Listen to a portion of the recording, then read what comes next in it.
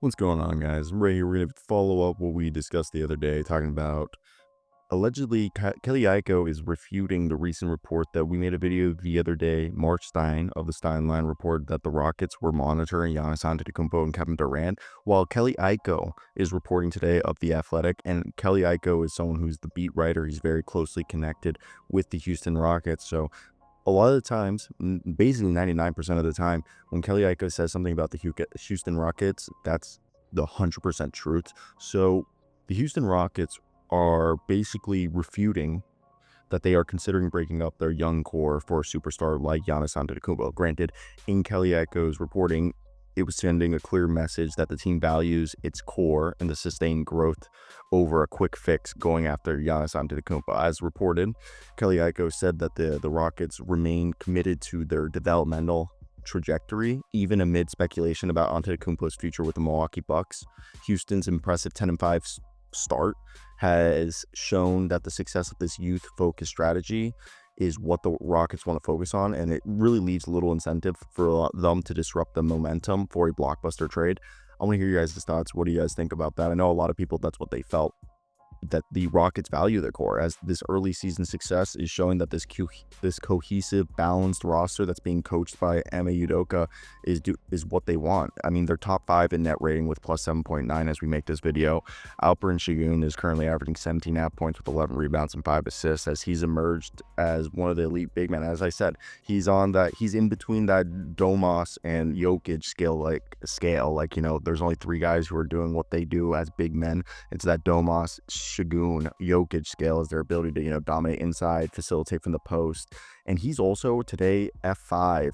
If you guys follow F5, they put out that Alperen Şengün is actually is second or number 1 in big. I think Neemias Queta for the Celtics is guarding more guards than Şengün, but Şengün is top 3 in big men guarding guards. So that is something that stands out. And then of course you have Jalen Green, who's grown into this, dynamic 3-level scorer, who's been able to create his own shot. Obviously has that upper echelon athleticism with the ability to, get to the rim and gets the free throw, free throw stripe regularly, even though his efficiency right now shooting at 39% from the field is, leaving stuff to be desirable. But listen to this: Amen Thompson, Tari Eason. I'm also working on this defensive project that I'll release once it's actually going to be a research journal that I'm publishing. But Tari Eason is ranking really high as arguably one of, if not the best defender in the NBA. And Amen Thompson, Tari Eason, these two dudes are bringing the defensive tenacity and versatility are spearheading the Houston Rockets perimeter defensive attack. Thompson's efficiency also on offense at 56% from the field, with his secondary playmaking ability of almost 3 assists a game, while Tari Eason's hustle, disrupted defense of 2 steals, almost, basically he's averaging, 3.2 stocks per game. So it's clear that this team's strength lies in its balance. They also lead the league in rebounds with almost 51 rebounds per game, and they rank top 10 in defensive rating, steals, blocks. This team is just so good. So why break this up? And Giannis Antetokounmpo just doesn't fit Houston's timeline. Antetokounmpo obviously remains one of the league's most dominant post scorers. He's literally he doesn't shoot threes anymore. He's shooting less than 1 3 a game, 0.8. And if they were to trade him, the Rockets would have to dismantle their young core. Milwaukee would demand a package centered around a player of Şengün, Thompson, Green, or multiple other players. Obviously, I think if they were to trade for Giannis, they would want to keep one of their players, but either way, they would have to go out and give out multiple first-round picks. Yeah, they have 8 to 9 first-round picks, but it would just jeopardize Houston's long-term potential. I think Giannis's impact could be short-term, as it would elevate them to championship contention, as they would be, elite defensively already, but they would become a reliably dominant offensive team that has, balanced perimeter scoring. But I think long term, if you trade for Giannis, this leaves the Rockets depleted of a young talent and future draft flexibility, which would make it difficult to sustain a competitive roster over time, which we saw what happened to the Milwaukee Bucks. So I think if the Rockets continue this patient approach, which it seems like their current philosophy that they're working with, which I think again is a smart one, is that their philosophy is to avoid breaking up their young core.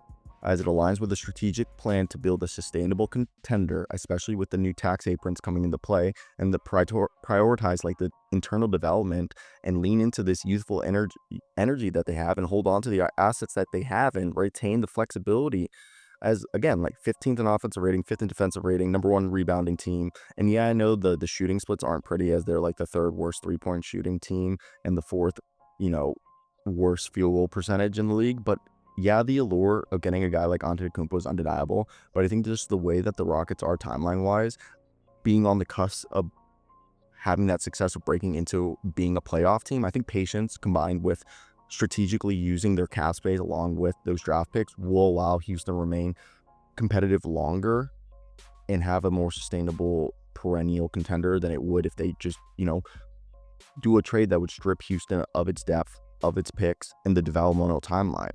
And the Bucks obviously have consistently indicated that they wouldn't consider trading Antetokounmpo unless he explicitly requests a move. And with Damian Lillard still there, and obviously Milwaukee is focused on being a contender, so I just think yeah, they have some defensive challenges. I just don't think the alarm bells are happening for the Bucks to entertain an actual trade discussion. And from this, Raphael Stone has made this a calculated approach. They've slowly brought in veterans like Dylan Brooks, Fred VanVleet. There's Steven Adams there. And this is a team that needs to, if anything, I see the move that they would do, guys, honestly, if the Houston Rockets were to make a move, it's the move Jae'Sean Tate. Jae'Sean Tate clearly has fallen out of the rotation, and he makes $7 million this year. And also Jeff Green has fallen out of the rotation. Maybe they want to keep Jeff to be the adult in the room, but it seems like I wouldn't be surprised if like Jeff and Jae'Sean Tate were packaged to bring in a 3-point shooter. And if they wanted just to bring in someone who's just purely for 3-point shooting, it could be like an expiring Bojan Bogdanovic from the Nets. I mean, we know that they're doing a fire. So, I mean, Dorian Finney-Smith would be someone that would clearly help this team, and they would be able to go out. And I think it's just better if they target star players through free agency or via trades where they don't have to give up young players, continue to develop their young players, and just utilize that draft capital to either draft additional talent so they don't have to pay players that they just feel like are going to be too much expensive, or facilitate smaller trades to fill those roster gaps and fix the inefficiencies that they're dealing with currently. I just think when you look at that, and I think it's better than prioritizing just a quick fix. The one thing that I do want to note is I find it interesting that throughout the entire article, they don't mention Kevin Durant, which is interesting. Kelly Iko never refutes their interest in Kevin Durant, even though today Matt Ishbia put out a report basically saying, or the Suns basically are reporting that they expect him to sign an extension this offseason. So maybe that's why there was no reason to put any information into that sort of qualm, because it had already been addressed. But that's here nor there. I just think that's going to be something.